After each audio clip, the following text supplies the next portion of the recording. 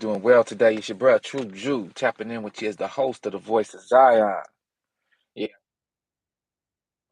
real thing, real deal.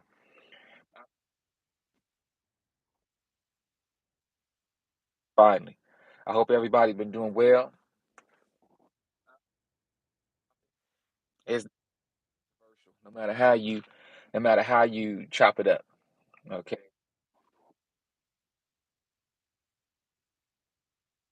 mindset. Uh, was thinking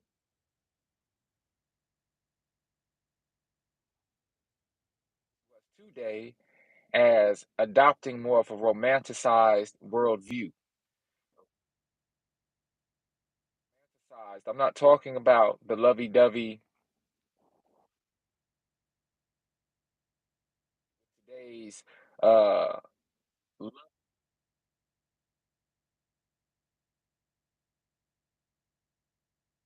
uh, a culture and region in the world which in line with the culture of the Hebrew Israelite people.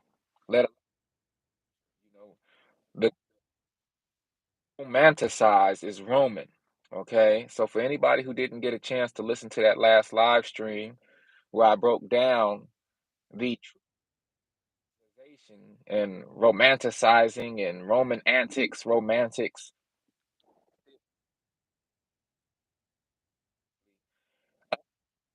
meaning the Western Hemisphere, have more so been inundated with and have adopted kind of by default other forms of thought that are not original to us.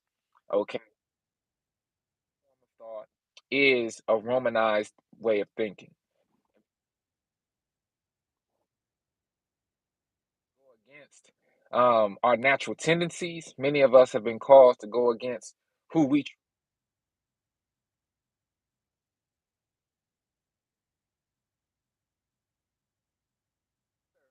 of our culture, but also the actions of our culture. You know, some of us culture unbeknownst to us in many different ways, but it's similar to that lion who is not in, natural lands anymore, but is relegated to that cement concrete jungle of a zoo, right? The lion begins to exhibit lionly traits, but without other lions in a natural environment to confirm that that lion is doing what it's supposed to do, the lion might be in a mentality of doubt, even pertaining to its natural inclinations. Right? It'll get punished by the zookeeper or the trainer, and it'll be reprimanded for being a lion. Right? And so that's what we're seeing right now amongst many of our people, unfortunately. Uh, Side note where I just read an article that vasectomies have increased by over 100% since the decision or over about that. Very interesting is that now you have a propaganda, a media push, a media push that men um and children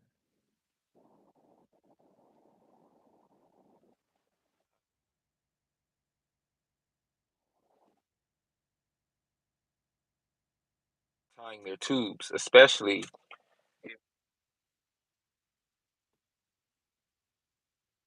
activities, but don't want the responsibility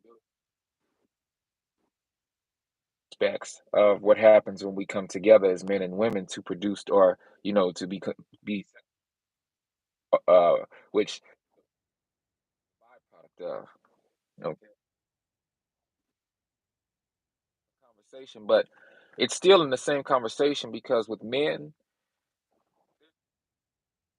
vasectomy day, which is very strange on the 18th of November, and you have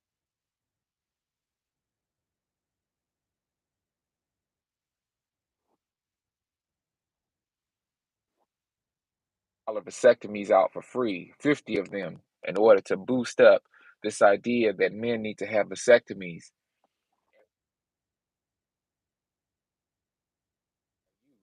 in regards to, hey, have as much sex as you want, be with children,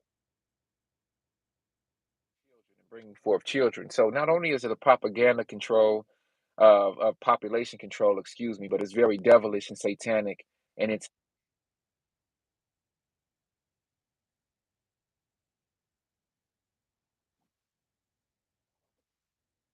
where the information I'm going to bring out is very controversial today, especially permissible or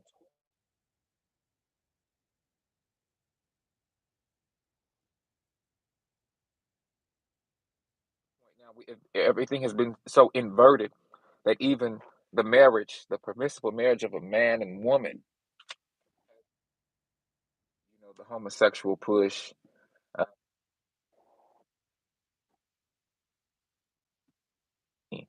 uh, woman and woman thing, and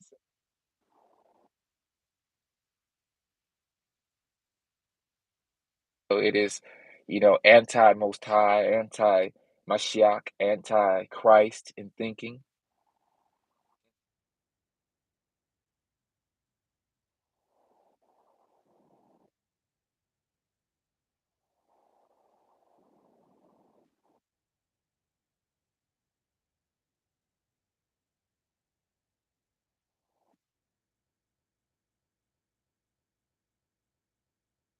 The emotions that could fly during this particular leg of our discussion of the series. We're building up righteous brothers here, and we want to give our brothers, especially as leaders, as future leaders, the opportunity to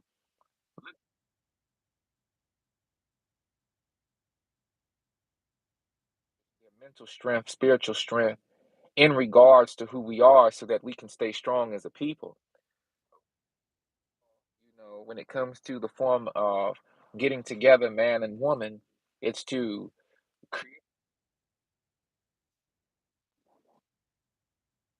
fortitude, our economical base, and it's to procreate the fruits of continue to produce generation upon generation of righteous individuals who would seek to serve the will of the Most High. And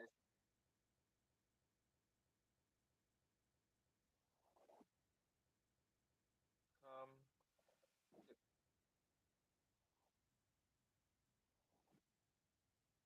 right now are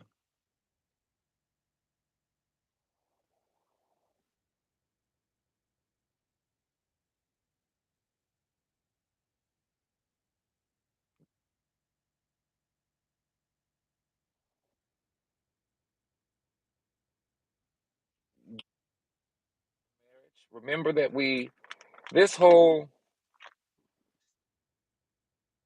was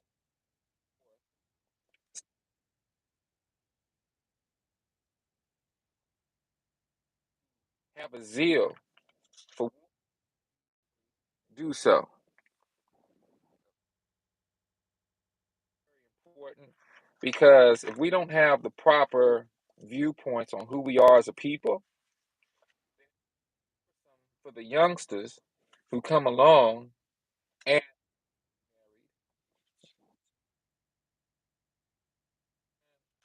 how to go about that, understand what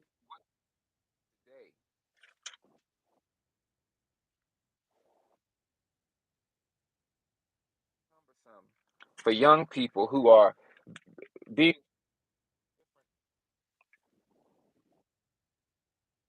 pushes into marriage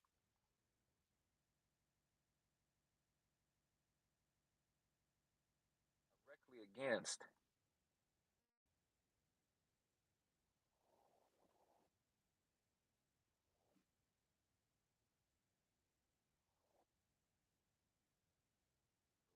Note I have to go on because I have a little bit to speak on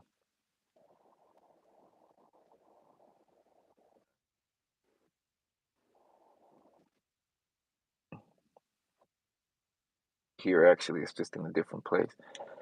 What I did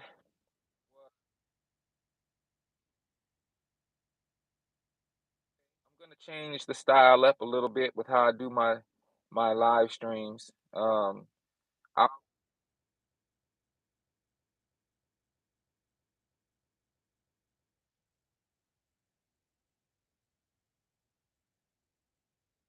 software where when I go live, I'll be able to and on the screen and all of that cool stuff, so that everyone can actually read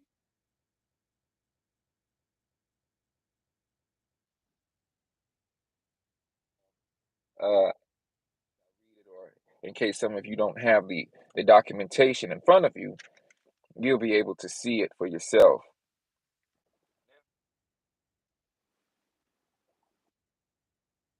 Commanded to do in regards to marriage. One of the first things we were called to do was not to give our sons or daughters to society where you have this whole melting pot of marriages and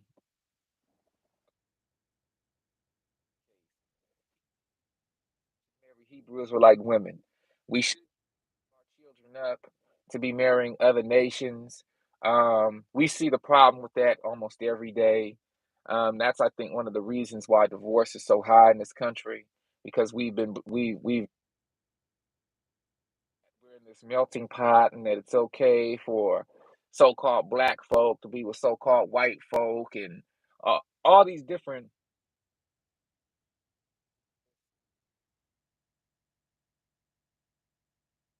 taboo topic because today we should just be able to love whoever we want and it's freedom of love and expression and all this stuff, but we see the ramifications of it. We see the consequences, not only people, but if we go outside of our people groups and we begin differences in culture, differences in opinion based off of different cultural acceptances and or not. So there's so much over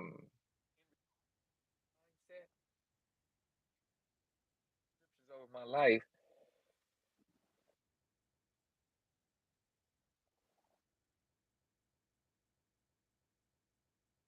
suggested and requested that we stay within our own people group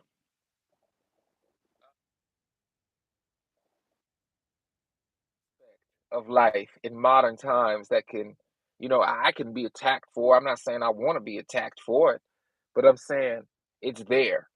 It's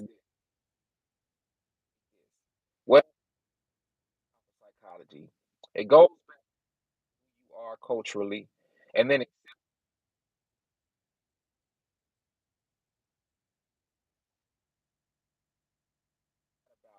understanding who you are and having a love for self and a love for your people.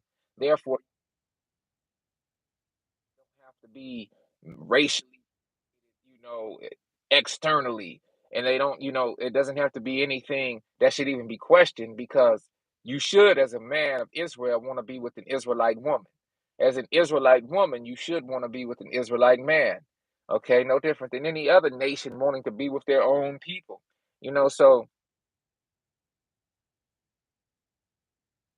today, due to all of the different forms of propaganda against us, due to the forms of deceit against us, wanting to keep us from realizing who we are, realizing, keep us from taking ownership of who we are and really standing strong in who we are, we constantly are dealing with this idea that we shouldn't even ourselves today and that we should toward our brother and sister and marry other nations and deal with other nations as opposed to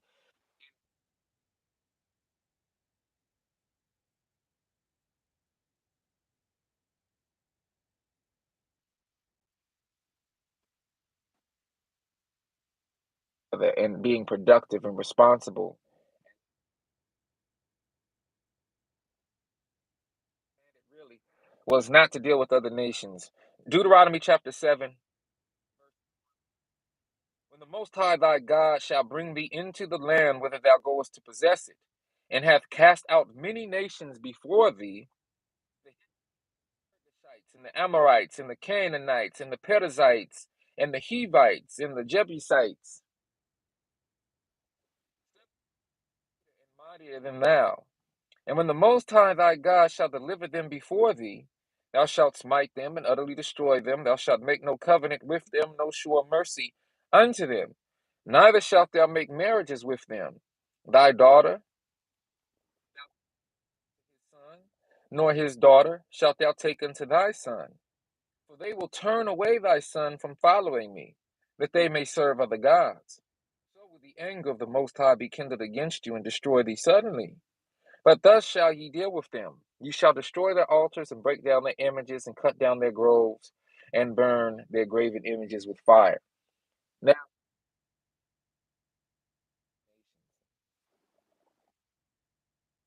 it's being pushed out. Like people, our ancestors and ancestresses, well, no, brother, they're only talking about those seven particular people groups that we shouldn't marry. Well, the idea behind the foundational request that the Most High is making here is that any nation that is not in alignment with the tenets and statutes of the Most High shouldn't be involved with the marriage.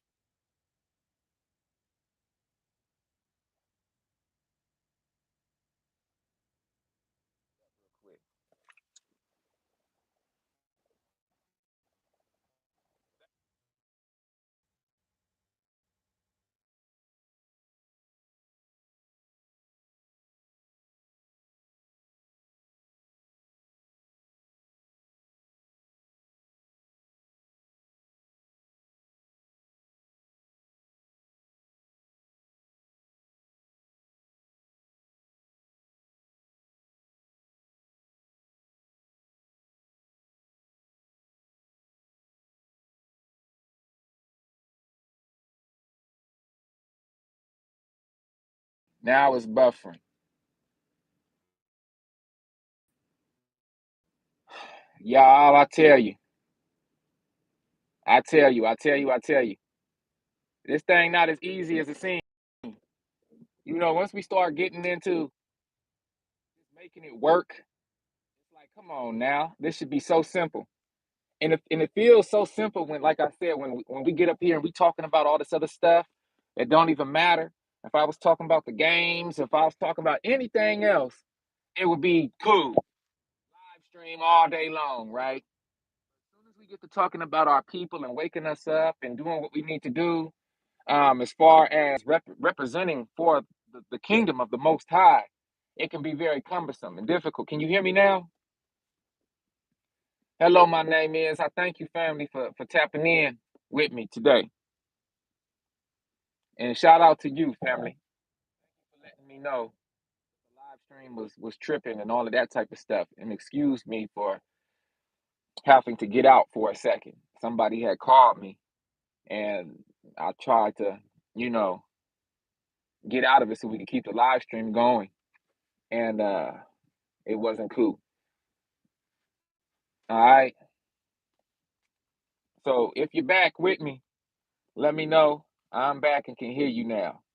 Okay. Okay. Thank you. I'm so thankful for that. Now I haven't noticed you join lately. Maybe you've been able to catch up on some of the live streams previous to this one in regards to this topic. In a nutshell, I was inquired to speak about Hebraic marriage or marriage in general. And of course, as Hebrew Israelite people, I wanted to be able to divulge into this topic, but I realized that if I get straight to the marital aspects of this and we don't have the proper psychology in order to receive the information, it could be in vain. So what I did was all you do to help say so. Oh, you're very welcome, family. I thank you truly for supporting this work as well by tapping in and by making yourself available to listen to the word of the Most High. I'm just a messenger, I'm just your brother. Okay, so all I'm doing is doing what I've been called to do to the best of my ability. Okay, that's all. It's on my heart every single day. Okay. And I give thanks because there was a point in my life when this wasn't like this. And so that's what the real deal is about me. And I'm gonna keep on going. But I need you all to remember that when I do these things, it's in a deep form of love and consideration for our people. Okay. Above anything else, in servitude to the Most High, I don't seek the glory. I don't seek all of that. Okay. I want to be rewarded by our Father in heaven. I want to be able to stand in front of the Most High on that day of judgment and be told, son, great job. Job well done, son. And so I know that in order to do that, there will be difficult conversations that have to be had. There will be different perspectives that have to be shared. But I promise you all, as I promised the Most High, that I'm doing my best to do the due diligence it takes to present the word of the Most High in its fullness and truth always. Never injecting my own perspective, never injecting bias or any of those things into the narrative. And so, in order to be most successful, for instance, um, in order to be most successful in this walk, one of the things that I've identified is that we have to have the proper psychology. Okay, this is where the previous live streams in this series come in handy because I talked about how in today's time, especially in the Western Hemisphere, we have been inundated with a Western European mindset. This is why it calls it the West. It's not a truly old world Western mindset because our people who were here before the advent of colonialization were definitely involved with the Torah and the law, statutes, and commands of the Most High.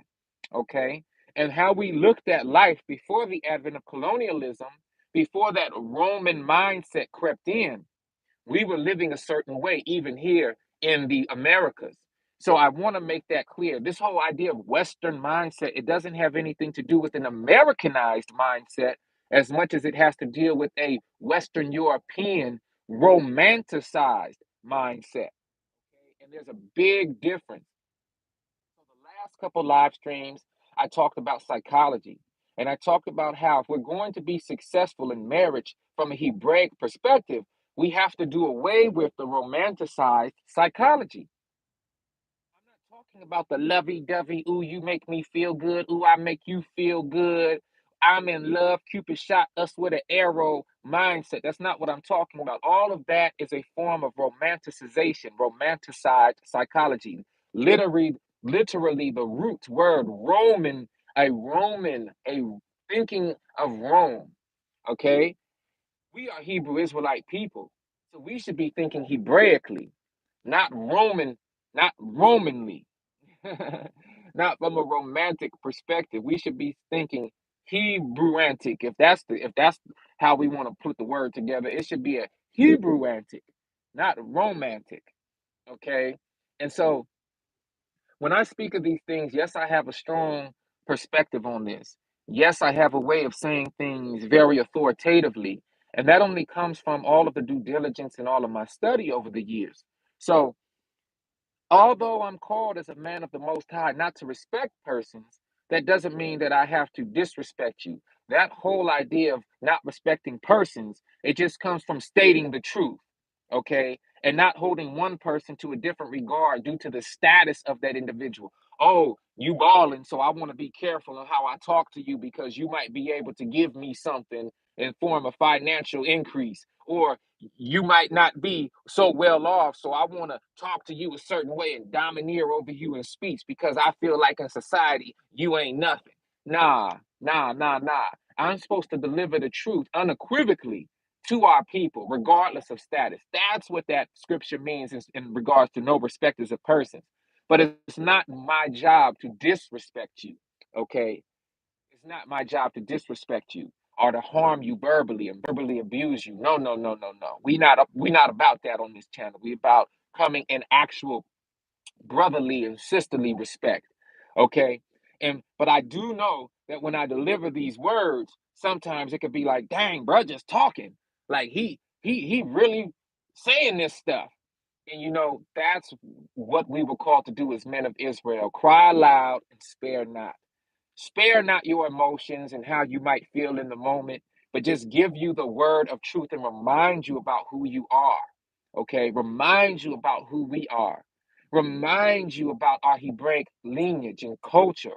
And do so in such a way where as the light shines forth in me and reflects unto you and back unto the Most High, You can take these examples and apply them to yourself, and you can find the joy in serving the Most High yourself, and you can get back to a place of true Hebraic aptitude where when you walk your daily walk, people are gonna be like, "Man, who are you? Like you peculiar, you holy, you set apart. It's something about you, sister. It's something about you, brother, that's different. What is it?" And you'll be able to say, "Oh, it's because I'm a Hebrew Israelite living in the law, statutes, and commands of the Most High." Are you curious about them yourself? If so, I can tell you a little something. And so that's where we need to get back to. So all I was saying was we're about to get into the permissible or the permittable types of marriage, finally. Okay. But I still have to preface this discussion with this is from a Hebraic perspective, and everything that I'm about to share with you right now had to deal with our culture and our society living within the law, statutes, and commands of the Most High so that we can continue to stay set apart and so that we as a nation can have a form of justice, have a form of law abiding, have a form of judicial practice, have a form of legality that would keep us together as a people, but would also separate and segregate us from the rest of the nations of the world who might not have been living the way we were living. It was giving us a unique perspective on life if we were to obey the law, statutes, and commands. And in doing so, recognizing that we are also part of the human family, we have human tendencies. And so the Most High wrote and delivered the law, statutes, and commands unto us in this way so that we can navigate with the law, statutes, and commands in regards to our human tendencies. Okay? It's not that we were doing things different than the other nations at times, but it's that how we handled ourselves in doing those different things is what the Most High wanted us to pay attention to. And to do those things, if we were going to do them unto the Most High, do them as unto the Most High. Okay? So, what I started off was one of the very first things that we were asked not to do was to give our sons and daughters in marriage unto other nations. Okay. I know we live in a melting pot today, right? I'm just going to briefly say all these things in case my volume, because I heard my volume was going in and out. So I want to just pick up real quick, and especially before the sun goes down and we lose light. So if I have to make this a multiple study, I will. But the point is, a multiple study within a series, I will. But the point is that just like any other nation has pride in themselves and honor in themselves to marry within their own communities, within their own nations, that is exactly what the children of Israel were called to do. And we're even called to do that today. But we've been inundated with so much propaganda, so much discourse, so much nastiness, so much misinformation that right now even vasectomies have gone up 100%. Our women are still running to Planned Parenthood to abort our children. If we didn't do these things, do you realize not only will we be the majority, because we are the majority in this land, we're called the minority because of our financial and wealth prowess. Okay? But we could actually be the majority as well as free people in this land who has political control, political power, financial power as well. There's a question. I have a question. Do you believe religion was created to divide us? Where do Hebrews and metaphysics align? Okay, religion is a series of practices that each culture has access to. If I want to go to the gym every day, and I want to bring this down real quick. If I want to go to the gym every day, and I have today is leg day, and then tomorrow is arm day, and then the next day is chest day, and then the next day is abs day, and then the next day is cardio day, and I do this every week. I do this every week, and this practice becomes something that I do every week, then it becomes religious. Okay? This is why we like to separate now back to what I know the actual context of your question is. This is why we separate religion from spirituality. Okay?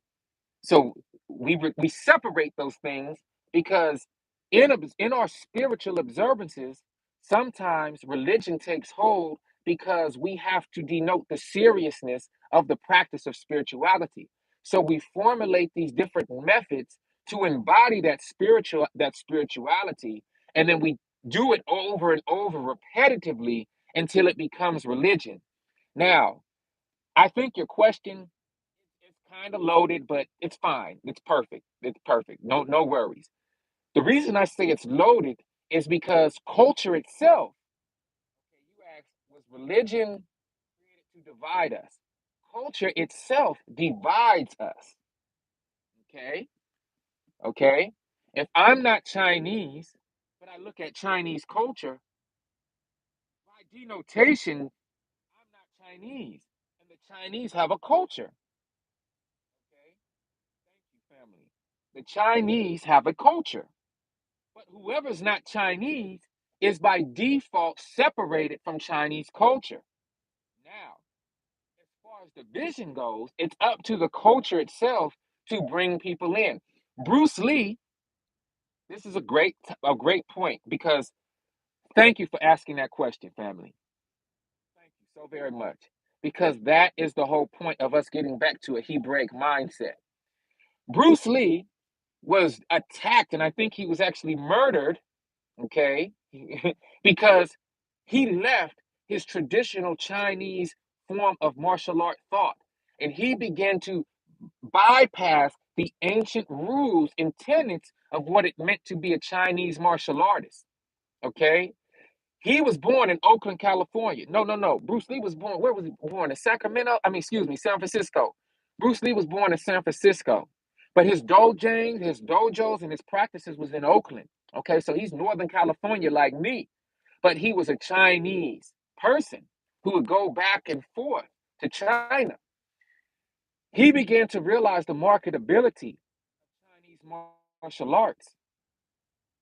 Okay, so when he hold on, y'all. I see some buffering going on. They like to mess with me these days.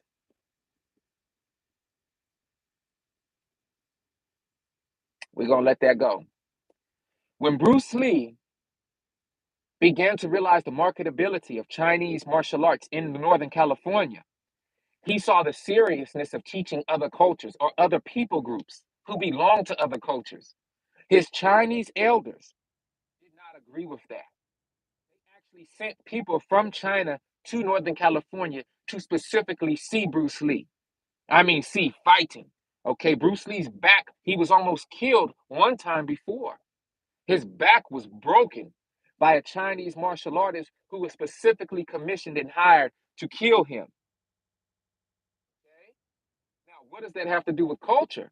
The Chinese people are world renowned for being very protective and secretive when it comes to the deep tenets of their culture. Today, yes, you have individuals who might teach different aspects of Chinese culture, and you know, yeah, I'm a Bruce Lee fan too. But didn't the take him out, the PTB take him out? I'm with you, hear you, but uh, didn't the PTB take him out? What's the PTB? What's the PTB? Just let me know what the PTB is real quick, because I was already on a different subject, and I'll let you know if I know about that. But the point is, yes, it's presented as him having the surgery and and a sickness during his 30s, and then that's what took him out. But I think it's deeper than that. But I don't want to make this. Yeah, I don't want to make this all about Bruce Lee. I just use Bruce Lee as an example of culture, okay, and how he was demonized by his culture, but their culture is our culture. No, no, Chinese culture isn't our culture. All right. I mean, are you Chinese? Hello, my name is. Are you Chinese? Because I don't want to speak illicitly, Or are you considered an African American? Oh, powers that be. Yes, the powers that be are the Chinese culture. Exactly.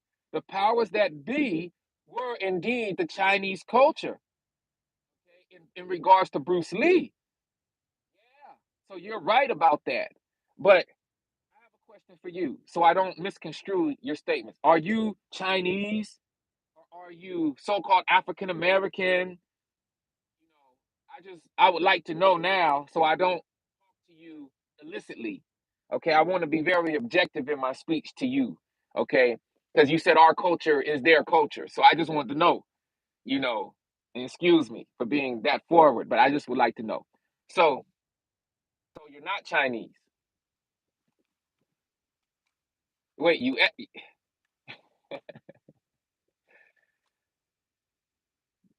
African American? Are you saying yes to being African American?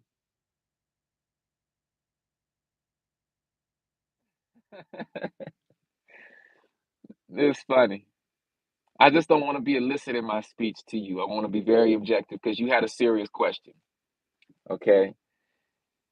So let me get back to the point real quick. We have to have an identification of I've seen black Africans. I am African American. Okay. Okay. But mixed. Okay. So look, you identify as being African American. So more than so, you are more than likely Hebrew Israelite, okay, in your lineage, in your ancestry, okay, and ancestry, okay. So that's how I'm going to talk to you. I'm going to talk to you as a Hebrew Israelite, and I take it you're a woman. So I'm going to say Hebrew Israelitess, okay, for the sake of this conversation. Now, the thing about this is when I brought up romanticization, I'm not talking about the lovey-dovey feel, Cupid shooting us with an arrow, and all of that type of thing. That's not what I'm talking about. Okay, I'm talking about a psychological form of thought from a culture who is not ours, meaning the Roman culture. Roman ideology and Roman thought has taken over the thought process of America. Of being Hispanic, Indian, and Jamaican, born in America is what made me African American. Oh, okay, that's pretty cool. Okay, okay, that's tight. I see what you're saying. I see what you're saying. Well,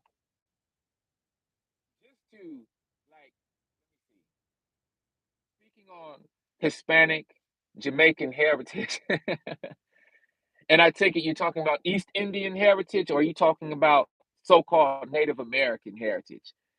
Either way it goes, we know about our people in Hispaniola in Spain moving up during the dispersal from Judea into southwestern Europe, into the areas of modern day Spain. We know about our people being taken into Jamaica onto ships, being enslaved, as well as the indigenous so-called black people who was already here. That's a whole nother conversation. But you identify as African American, we're going to, for this conversation, say that you are also Hebrew Israelite in actual ancestry. Okay. Many of us don't know this. Okay. Many of us are just now coming into this truth. All right. So when I talk about our culture, I'm talking about Hebraic thought form, Hebraic culture, Hebraic thinking as given to us through the Torah, through the Tanakh. Okay. So this is what I'm talking about. Okay. So just bear with me. I'm going to say some things that in modern time are going to be very, ugh, did he just say that? Yes, I'm going to say it because I have to deliver what the Torah tells us. Okay? As a man of Israel, I have to speak this way. Now, there's going to be moments when I put my hand up. Those moments when I put my finger up, there's no way that I would be a part of that particular societal thought process today. Okay, I'm going to have to talk about some things that are very horrible, like rape. Okay, rape is never permissible in my mind. Okay, rape is something that is very despicable. Okay, if a man cannot use his naturally given mentality and fortitude to speak, okay, yes, for this conversation, family, if that is something that a man has to force himself onto a woman and all of this sort of thing, that's despicable. That's despicable in my book. He needs to be handled and dealt with. But the scriptures give us directions and instructions in dealing with someone of our people group, of our culture, within our borders, who might be the human thinking person and deal with a woman in this way. It's not good, but there are rules in place if a dude of our people, a Hebrew man, a Hebrew Israelite man, should erroneously push himself onto a Hebrew Israelite woman in that very nasty and horrible way. Okay, so I want to make that clear because there are 8 different permissible types of marriage as far as I've been able to study and do my due diligence according to Torah, but some of them ain't so good. Okay, even though they're permissible, some of them ain't so good. They're actually byproducts of actions that a man took that he shouldn't have taken, but because he did it, the Most High formulated a stipulation in regards to it. So, once again, to answer your question real quick, religion, let's see, what did you say? Do I believe religion was created to divide us? By default, religion comes from repetition in a certain culture. So by default, every culture would have its own religious practices that relate to that culture. So not to divide us through hatred. No, I don't believe religion was made to divide us through hatred. I believe religion was created to provide us with a sense of identity as a culture. Okay. Now, where do Hebrews and metaphysics align? Hebrews and metaphysics align perfectly. Okay, like perfectly. Okay, when you talk about metaphysics, we can see, for instance, Moshe and Aaron turning staffs into snakes and serpents and calling the elements, being given the power to separate the elements in a form so that the waters can be divided and the great wind come and the Hebrew Israelite people being able to go across the Reed Sea, the Sea of Reeds, and that water be separated. Water being turned to blood and wine into water, and Hamashiach, Yeshua Hamashiach, standing on the water, walking on water, healing the sick, healing the lame, bringing back to life the dead. All of those are metaphysical. Okay, all of those are metaphysical abilities. Okay, so Hebrew Israelites and metaphysics go hand in hand. That's whew, that's something we do. Okay, so different conversation, but I definitely want to answer your question. All right, so let's get into the 8 permissible types of marriage. You have man and woman, which today would be considered the nuclear marriage. Okay, man and woman, just a man, one woman, done.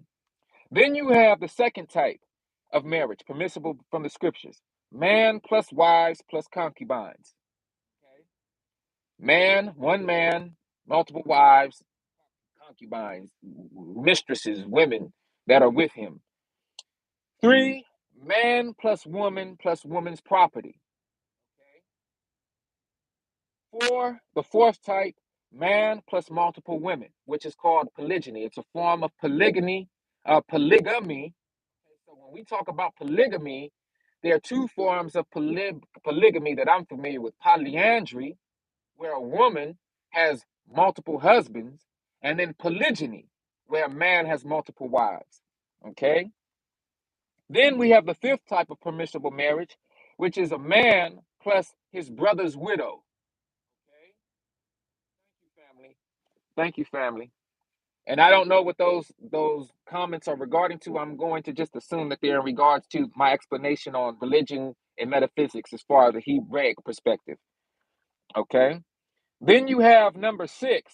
Now, this is the one that I've always had an issue with in particular because I do not raise my sons to be this way. And I hate to see our brothers sink so low that they have to domineer over a woman in regards to rape. But rapist plus the victim. Okay? Rapist plus the victim is a no-no, but it's permissible when these things happen. And I'll get to what I mean by that. Just put an asterisk by that 6th type of permissible marriage. Number 7, male soldier plus a POW, a prisoner of war. Whenever Hebrew Israelite men went out to war, our ancestors were allowed to take and commanded to actually take certain people from other nations in that regard. And as they were prisoners of war, the virgins of these people would be taken as spoils of war. Okay? Then number 8, the male slave and female slave were allowed to be married. Okay. what we want to talk about. And I want to get into it from a scriptural perspective. We're going to break down each type of marriage. And then if your brother True Jew has to get deeper into more scripture, because we're supposed to, excuse me, we're supposed to get scripture to scriptural understanding. If I need to go deeper into these things, then I will. But just remember, first of all, one of the reasons the world is so lost right now in the sauce is because the world thinks, as different nations, that the Bible and the scriptures was given to them. Okay? It was only to the Hebrew Israelite people.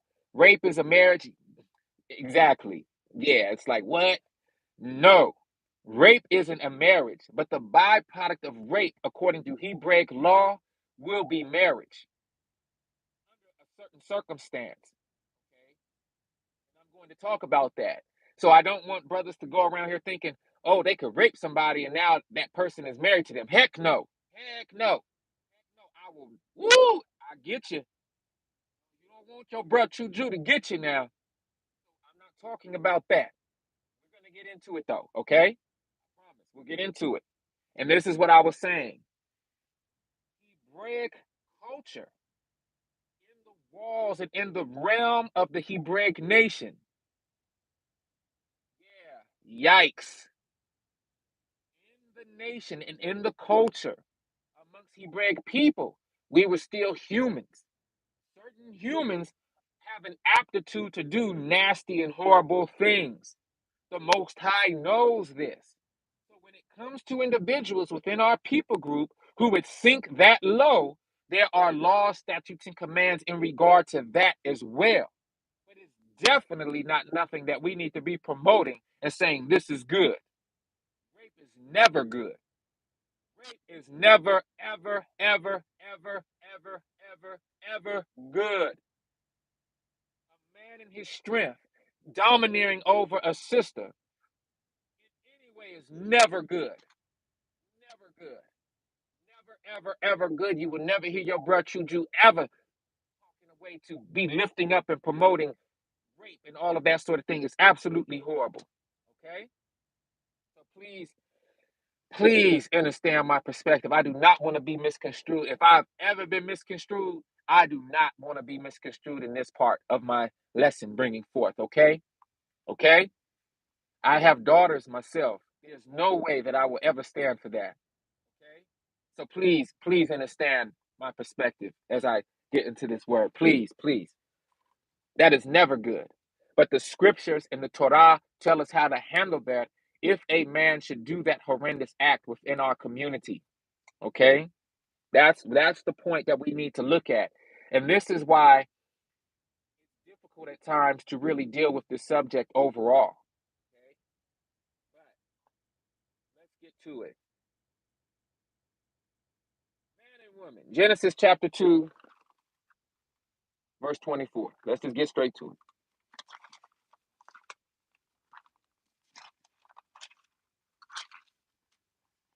Thank you. Thank you for understanding, Queen Sister.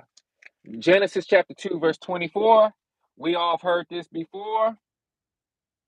Adam said, this is verse 23, and Adam said, this is now bone of my bones and flesh of my flesh. She shall be called woman, because she was taken out of man. Therefore shall a man leave his father and his mother, and shall cleave unto his wife, and they shall be one flesh. So I was wondering, what does that mean for the victim spiritually, is what I'm asking. As far as rape goes, we'll talk about that.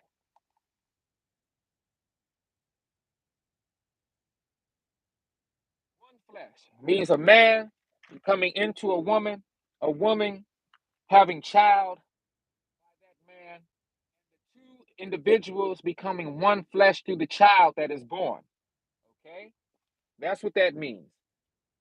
Now, that's the first form of permissible marriage. Man and woman. That's it. Boom. Got it? Good. We all know about that one.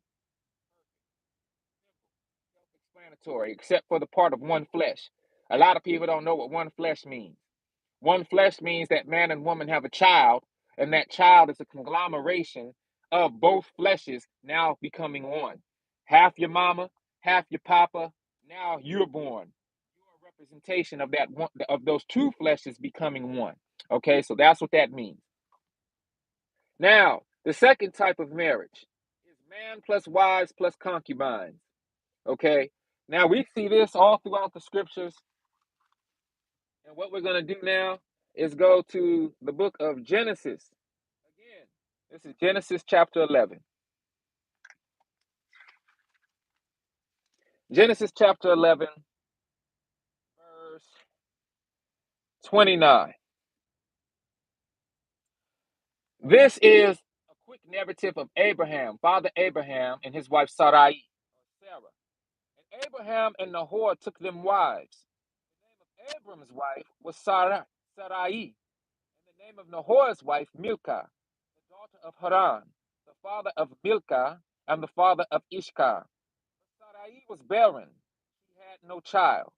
And Sarah took Abram his son, and Lot the son of Haran his son's son, and Sarai his daughter-in-law, his son Abram's wife, and they went forth with them from Ur of the Chaldees to go into the land of Canaan. And they came into Haran and dwelt there. And the days of Terah were 205 years, and Terah died in Haran. Abram originally had one wife. Her name was Sarai. Okay, but eventually Abram had more than one wife. Okay, Abram's second wife's name was Hagar. So we want to read in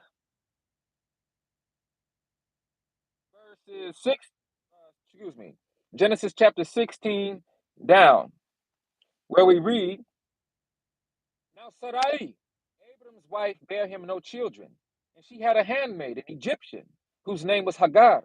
And Sarai said unto Abram, Behold now, the Most High hath restrained me from bearing. I pray thee, go in unto my maid. It may be that I may obtain children by her. And Abram hearkened to the voice of Sarai. And Sarai, Abram's wife, took Hagar, her maid, the Egyptian, after Abram had dwelt 10 years in the land of Canaan, and gave her to her husband Abram to be his wife. Okay. And he went in unto Hagar, and she conceived. And when she saw that she had conceived, her mistress was despised in her eyes.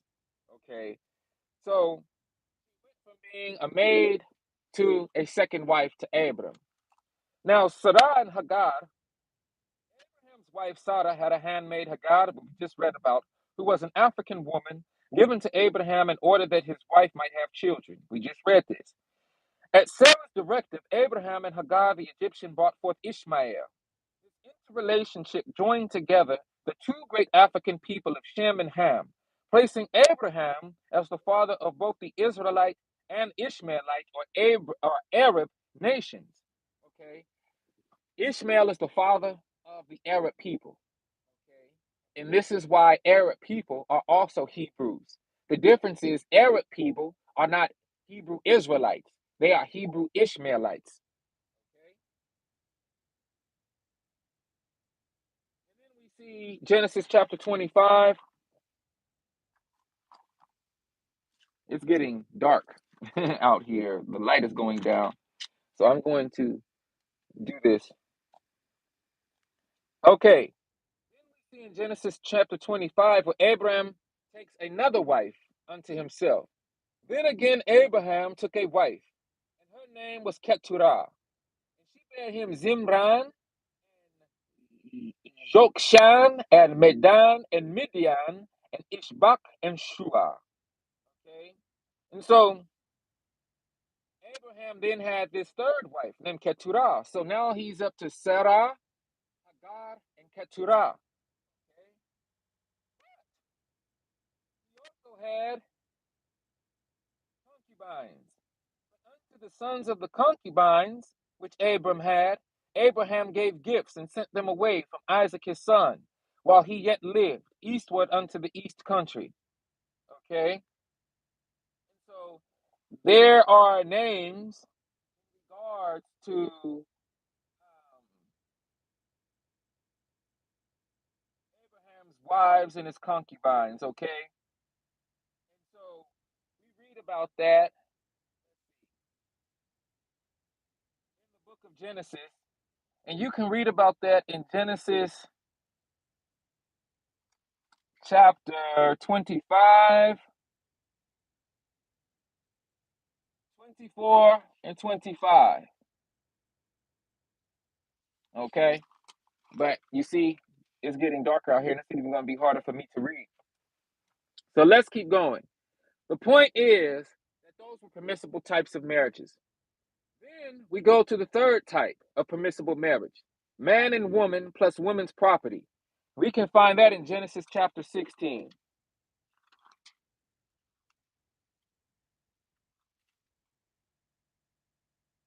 Okay, we just went into that, right? So, in the case of Sarah, Sarah had a maidservant.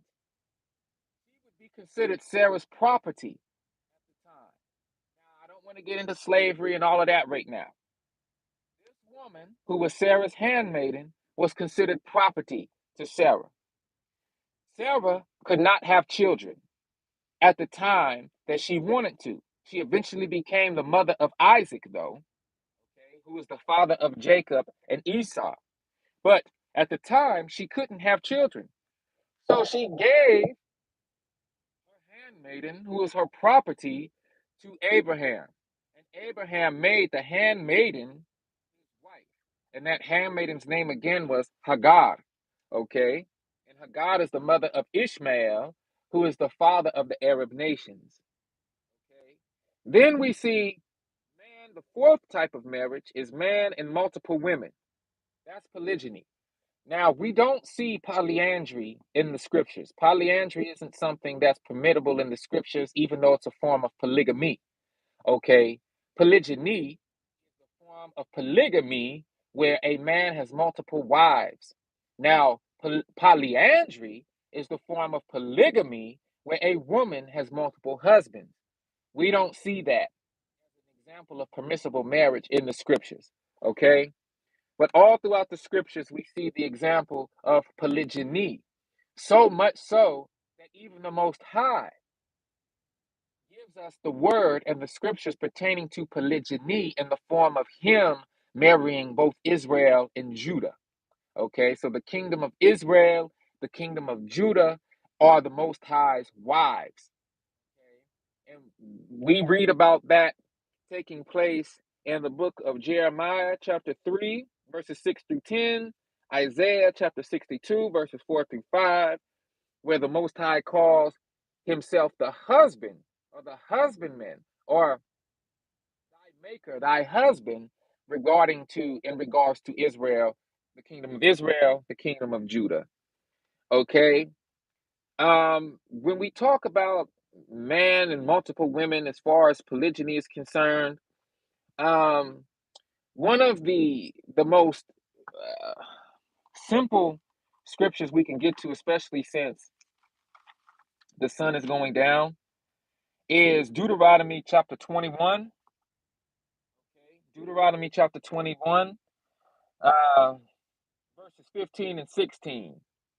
If a man have two wives, one beloved and another hated, and they have borne him children, both the beloved and the hated, and if the firstborn son be hers that was hated, then it shall be, when he maketh his sons to inherit that which he hath, that he may not make the son of the beloved firstborn before the son of the hated, which is indeed the firstborn. Okay? But he shall acknowledge the son of the hated for the firstborn, by giving him a double portion of all that he hath. For he is the beginning of his strength. The right of the firstborn is his. Okay? So in other words, in other words, in this dynamic, when a man had two wives, let's say his second wife or his subsequent wife was the one he was having more joy with or something. You know, more joy, I'm not going to say or something. He felt a different way about. But she gave him a son who was the firstborn from that union. Well, if that man had a wife, his first wife also gave him a firstborn, his true firstborn son from the first marriage was to be the one who inherited double portion of his inheritance, not the firstborn of his subsequent or second wife. Okay? And so this was a directive given from the Most High in regards to how a man should deal with his household when that dynamic and situation arose. Okay? And so that's just one verse detailing how a man was supposed to go about dealing with his expanded family. Okay? Then there are multiple verses in regards throughout the scriptures dealing with the actual perspective that a man was to observe in regards to his expanded family as well. We see many statements of many different men, prophets, many different kings, and their multiple wives, and how they went about dealing with their family unit. Okay. Then we have the fifth marriage, man plus brother's widow. Now, this is something that a lot of folks don't realize or take, into consideration. But if a man had a sibling, a brother, and that brother passed away prematurely and he was married, the Most High directed the brother who was still alive to take the brother who passed away's wife, widow, as a wife. Okay? We find that in Genesis chapter 38. Let me go to that. Genesis 38. Ooh, it's getting dark out here. The light is really going down. I can hardly see. We might have to make this a two-parter, y'all.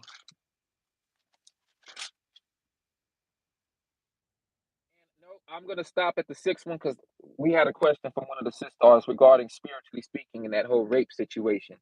So I'm not going to leave the live without addressing that. Genesis chapter 38, verses 6 through 10. They read as such. And Judah took a wife for his firstborn, whose name was Tamar. So Judah's firstborn son, his wife was named Tamar. Okay. And Judah's firstborn, was wicked in the sight of the Most High, and the Most High slew him. And Judah said unto Onan, Go in unto thy brother's wife, and marry her, and raise up seed to thy brother. And Onan knew that the seed should not be his. And it came to pass, when he went in unto his brother's wife, that he spilled it onto the ground, lest that he should give seed to his brother. And the thing which he did displeased the Most High. Wherefore the Most High slew him also. So the Most High was displeased because the first brother, was straight up wicked. He was killed by the Most High. Then the second brother, Onan, refused to bring forth a child with Tamar. So he had relations with her, but he did what we call today, and this is going to be graphic, but he did what we call today a pull out. So instead of releasing seed into Tamar for a child to be procreated, he pulled out prematurely and he wasted his seed onto the ground. The Most High didn't like that. That was wicked in the eye of the Most High. So Onan was killed as well. We can talk about the psychological aspects of this at a later time. I'm just delivering what the scriptures are saying, okay? So we see in that scriptural account that so a woman that becomes a widow, she shall marry her brother-in-law. Yes, according to Hebraic law, yes. That's how that would work. That's how that would work. Yes, it's clear and simple as that. That's correct. Now, if the brother is wicked, we also see what'll happen to him in regards to that marriage. It won't see its fruition or its completion because the brother himself that marries her is wicked. So it has to be a brother that's of righteous mindset and fortitude. But that's what would happen. We just saw what happens if the brother who is next in line to marry this widow is wicked. He'll be killed or something will happen to him, which ain't going to be so good. You see what I'm saying? But if there is a married woman out of the siblings of brotherhood, like actual literal brothers, and one of the brothers is killed or dies, that widow is to marry one of the brothers, okay? One of the in laws, okay? And become his wife, all right? Then to get to the sixth And I hate to end it off on this one, but the rapist plus victim. We see about that in Deuteronomy chapter 22. So let's go to Deuteronomy 22. Wow, so they're supposed to become one flesh, even though children be cousins, siblings. Hold on, let me turn on the light. Yes, even though the children will become, they'll be sibling cousins. Yeah, hey, this ain't no, hey, listen, listen. This is where I know as a man I have to stand strong, right? Not for my own sake, but for the sake of the word of the Most High. That's why I preface this discussion with saying you might not agree with what the scriptures say, but that's not up to you or myself to agree or disagree. As a man of Israel, it's my job to present the truth unbiasedly, and it's my job to explain the truth so that you can understand what's actually going on. Okay? It's not my job to say what's right or wrong, even when it comes to singular marriage or what we call polygynous marriage today, or the divine institution, the institution of divine marriage, if I may. That's not up to me to say, hey, well, you have to do that. Okay? You have to do this and you have to do that. No, that's not on me. Each man and woman has to just be made aware of what is permissible in the scriptures. But each man and woman doesn't have to go about doing the different permissible marriages. You see, if one man feels like he's only capable of dealing with one woman and that's what he wants to do, then that's on him and he won't be punished for that. If a man wants to expand his family and he wants to live within the throes of the institution of divine marriage, which is more polygynous based, well, then he can do that and he won't be punished as well. For instance, marriage to two or more wives is a custom found all over Africa, though in some societies it is less commonly practiced than others.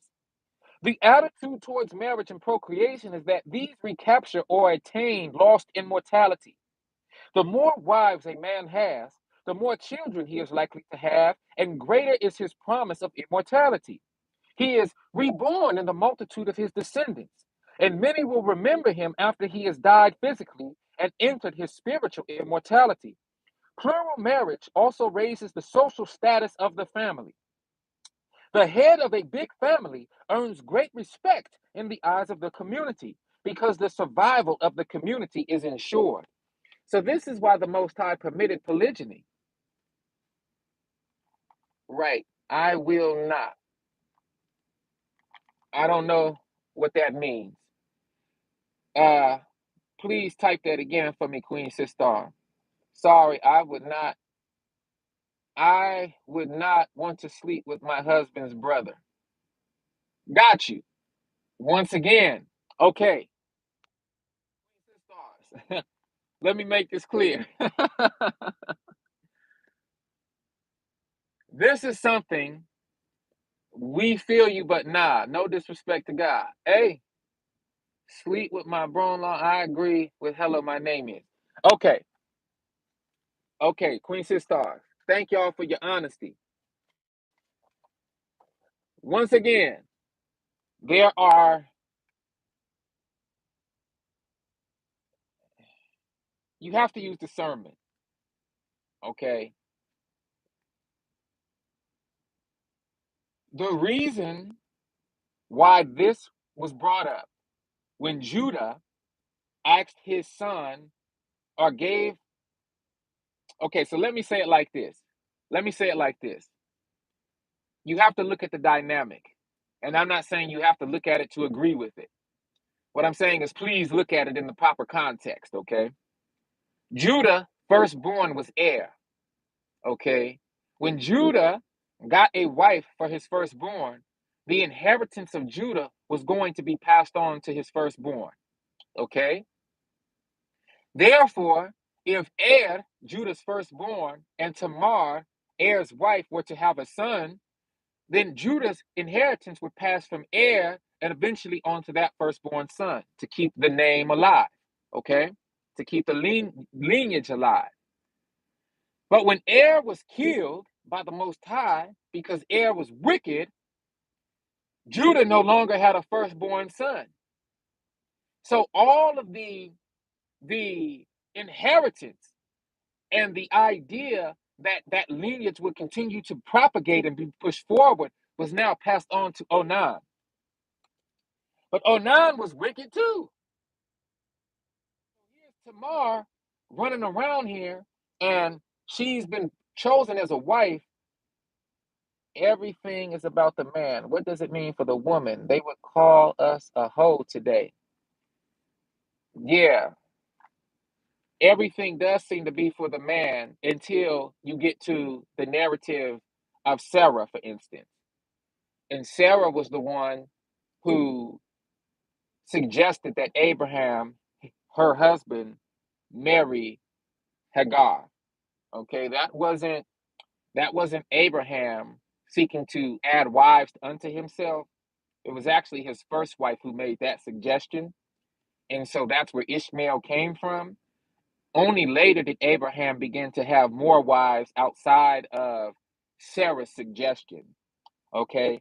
So there's a few narratives where the woman takes control of that decision. Okay. More so than not, in all fairness to your statement, yes, the man is the one who appears to have this sort of control as far as the decision is made. So yes, when it comes to the idea of polyandry, we don't see that narrative provided to us in the scriptures, primarily due to the confusion that would arise. You can only imagine if a woman has multiple husbands and she's sleeping with multiple men at different times throughout the week, it would be very difficult to identify who the father of the child being born is, you know. So it's just a different perspective. A woman can only have one child at a time, whereas a man can get multiple women pregnant at one time if that's what was going to happen. So there's just a difference in perspective when it comes to the dynamic of the female biology, as we know, versus a male biology. Okay. Also, when it gets into the mindset of having an expanded family, the divine marital union, it really deals with the shadow of things to come. What is the shadow of things to come? The Most High Himself being married to both Israel and Judah as a nation. Those two kingdoms, the northern kingdom of Israel, the southern kingdom of Judah, are called the wives of the Most High. Okay, so this is what we're really seeing. Comes down to biology ability in one aspect. That's correct. So when you look at what the Most High is doing, the Hebrew Israelite people are the image of the Most High in the world. The man is supposed to be a reflection of the Most High and supposed to be living in a most pious and righteous and upright manner as possible. This is why when you spoke on being whole, like a whole, you was to ask your brother True Jew, men are the hoes, okay? Men are the hoes. Women are the sacred soil. Women are the earth. Okay, the womb is the earth, is the soil. Okay, so I look at it differently. Okay, a man is a hoe. If you look at the tool, the hoe itself, the man's private member, okay, is the hoe that breaks open the ground that plants the seed. Okay, so as we apply it to modern times, of course, I don't want to be semantically speaking. We know what you're talking about, a hoe, just sleeping around frivolously and all that type of stuff, not caring about the destruction of that consequence. Okay, not caring about sleeping around and destroying people's mentally and destroying people, spiritually and just all of that. Yeah, we know that. But if I want to talk about, technically speaking, it's the man who's the hoe because the man has the penis to break open the vagina, the womb, and plant the seed. Okay, this is where, we get a little, adult talk. This adult talk. Okay, but I'm not going to be vulgar in my speech. This is just adult talk. Okay, so we have to recognize that today the woman has been so demonized. Our women especially have been so ostracized, have been so demonized, have been cast so low. Our women's value has been uh, relegated almost into nothing. As men, we've been given this opportunity to move forward in a sense of toxic masculinity, which to me is really just erroneously placed feminine traits that are not well balanced. And then we push off this form of toxic masculinity, and then we also have this idea that we have a sense of control and dominance over our women, which should be more focused on raising family in balance, in true harmony and love, gentleness, meekness, the fruits of the spirit. So there is a nasty spirit of confusion that is still over us right now. So in all due respect and in all due protection of our women, it is not an offense to me as your brother when it comes to this topic and how you see yourself or how you don't want to be seen. And so you become very defensive, and rightfully so. As men, especially men of Israel, we should be defending you above anything on earth because you are the matrix and womb through which the fruits of the loins come through, our children come through. So we must be protective of you, and we have to realize that, you know, when we get disastrous in our thinking, and I like to use that word domineering, and we start wanting to control the woman's body from a standpoint of selfishness, that's never good. Okay, brothers, that's never good. And that is why it took so long for us to get to this part of the lesson, because for me to just get right into this as if it's nothing, as if the psychology doesn't mean anything, as if we're not talking about the foundations of our, excuse me, of the law, statutes, and commands from that period in time, fast forwarding to modern time, and what we see in the land, the high abortion rate, the high men not taking care of their responsibilities, absentee fathers, the high absentee father rate, the high rate of our men being incarcerated. Oh, I know you grown. We have an adult conversation. I know that. I know that. But I'm just saying, it's like I just want to make sure that in our grownness, we don't seek to an immature mentality in regards to true aspects of life and living. Okay? So that's all. That's all. And I thank you all for your understanding and understanding, okay? I really do. I really truly do.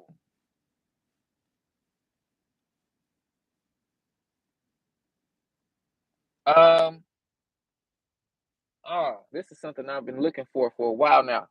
High rate of women not allowing the men in the children's lives. Yes, that's horrible too. That's something that's very bad too and shouldn't be. Give me one moment, y'all. I was looking for this particular scripture, and I just got led to it. Excuse me. Um 25 to 30. I thank y'all for joining me and being respectful in this leg of the conversation. And I want you to know that I do not fault you for feeling the way you feel about, like, for instance, becoming a widow and not wanting to marry your brother in law. Most brother in laws ain't marriage material anyway. Unfortunately, or fortunately, depending on how you want to look at it. So I'm not even upset with you about that. Okay, but I'm just, remember, I'm delivering the scripture. Now, into that horrendous act of rape and how that should be handled. Deuteronomy 22.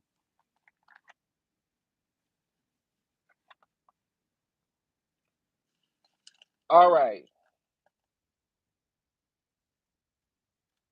Back in the day, most of our women were virgins. Okay. It's not like today where, now let me preface this. Back in the day, most of our women were virgins. And I mean the young women that were marriage material were virgins. Okay. Today, you would be hard pressed to find a virgin to marry.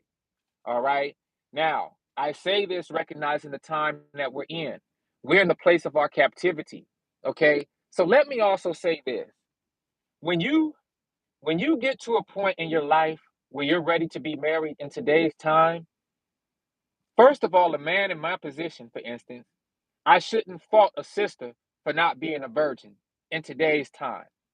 We are still in the place of our captivity. However, there's a however.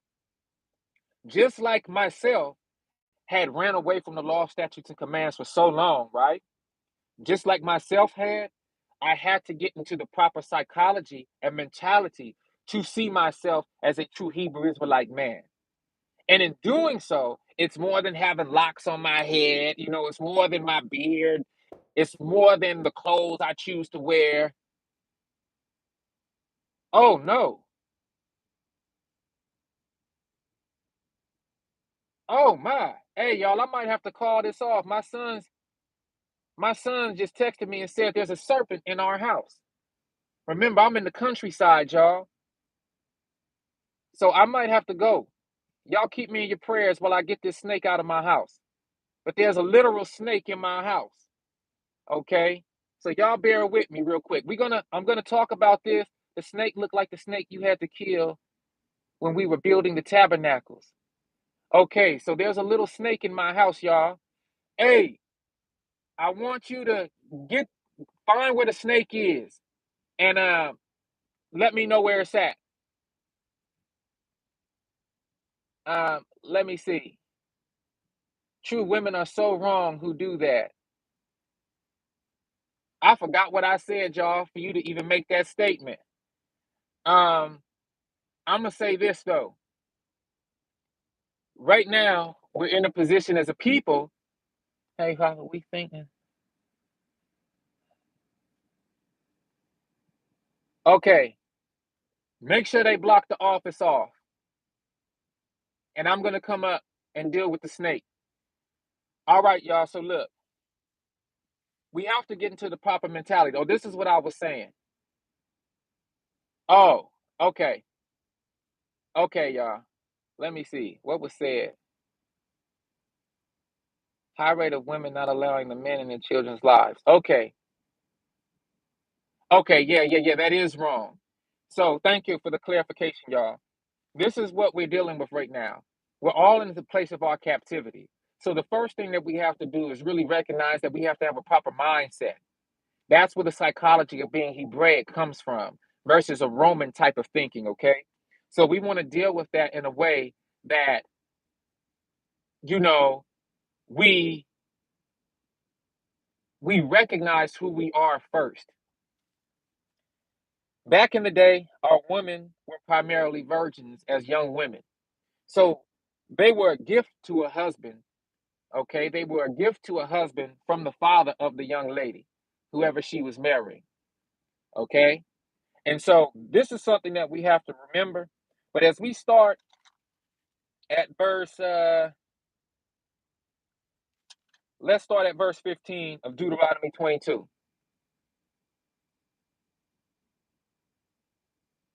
Okay, then shall the father of the damsel and her mother take and bring forth the tokens of the damsel.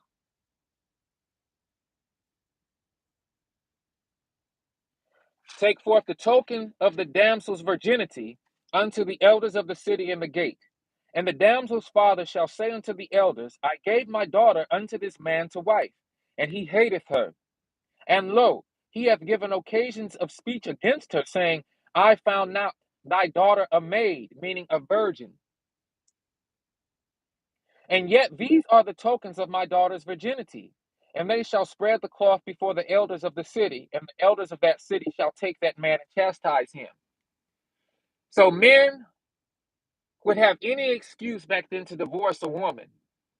And sometimes these men would be so sick that they'll take a virgin young lady, have relations with her, and then because he hate her for a reason that's in his own proclivity, that's in his own bias, he will then say that woman wasn't a virgin when in actuality she was. So it was a false witness. The family of that virgin would take the tokens of her virginity, which was the bedcloth, okay, the sheet that the man and that young lady slept on.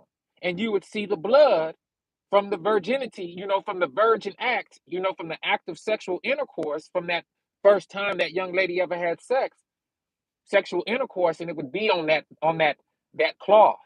That was the token of virginity that would go back to the father. So just in case that fool husband got to talking dumb about that man's daughter and saying that she wasn't a virgin when he got with her, the father would have proof of that virginity and take it to the elders. And if it was proven that the daughter in actuality was a virgin, then the elders would chastise the man and make him pay 100 shekels of silver to give unto the father of the damsel, because he had brought an evil name upon a virgin of Israel. And she shall be his wife. He may not put her away all his days. So once that woman was proven to be true, the man who accused her for whatever reason and wanted to just divorce her because he didn't like her, he hated her, he finally got with her, and he might not have liked how she looked at him one day. Nope, that wasn't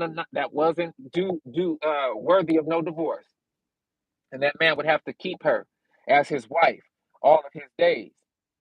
But verse 20, if the thing was true, and the tokens of virginity be not found for the damsel, then they shall bring out the damsel to the door of her father's house, and the men of her city shall stone her with stones that she die, because she hath wrought folly in Israel to play the whore in her father's house. So shalt thou put evil away from among you. Now, this is again where we have to look at the context. That young lady was supposed to be betrothed to a man who expected her not to be sleeping around with other men before him, especially. And if it was found that the woman was sleeping around and she ended up not being a virgin as promised to the man who was marrying her, then by law she was asked to be stoned. So there was a betrothal in place. Again, this is also what was taking place within the walls of Israel at the time before our captivity. Okay? So keep that in mind as well for proper context. Now, verse 22, if a man be found lying with a woman married to a husband, then they shall both of them die, both the man that lay with the woman and the woman. So thou shalt put away evil from Israel. This had to deal with adultery. If a woman is already married to a man, then that, and she sleeps with another man, that is adultery. Okay. But if a man is married to a woman, okay, and he sleeps with an unmarried woman, that is not adultery. That is him expanding his family unit. Okay, so that's the difference. And yes, to the sisters watching, yes, that would that would make it appear as though, oh, more power is given to the man again, and what's up with the woman in this situation? I get it. Verse 23, if a damsel that is a virgin be betrothed to a husband, and a man in her city find her and lie with her, then you shall bring them both out unto the gate of that city, and ye shall stone them with stones that they die. The damsel, because she cried not, being in the city, and the man, because he hath humbled his neighbor's wife. So thou shalt put away evil from among you. But if a man find a betrothed damsel in the field, and the woman force her, excuse me, but if a man find a betrothed damsel in the field, and the man force her and lie with her, then the man only lay with her shall die. Then the man only that lay with her shall die. Okay? But unto the damsel thou shalt do nothing. There is in the damsel no sin worthy of death. For as when a man riseth against his neighbor and slayeth him, even so is this matter. For he found her in the field, and the betrothed damsel cried, and there was none to save her. If a man find a damsel that is a virgin, which is not betrothed, and lay hold on her and lie with her, and they be found, then the man that lay with her shall give unto the damsel's father 50 shekels of silver, and she shall be his wife, because he hath humbled her. He may not put her away all his days. So what is that saying? That is saying, and we're going to wrap up after this because I got to go up. What that is saying is that if a woman who is betrothed to a man, right, is found in the field, for instance, she's working or she's tending to some crops, right? And a man come on and force himself onto her, okay?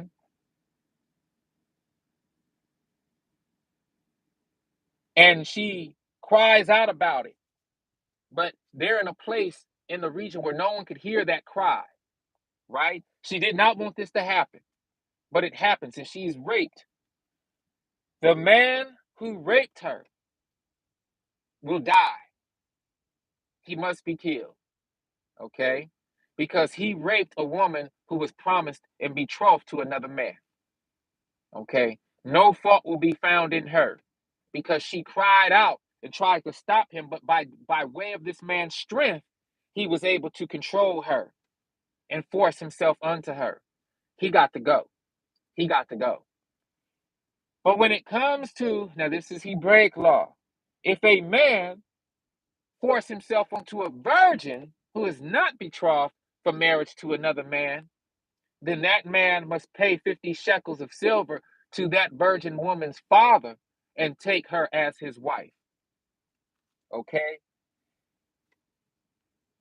It's what we have to do is look at the context of why these things were said, how they were said from a Hebraic mindset and perspective, and then begin to dissect the scriptures from that point. Okay? Listen, what I want to do is end this live stream right now.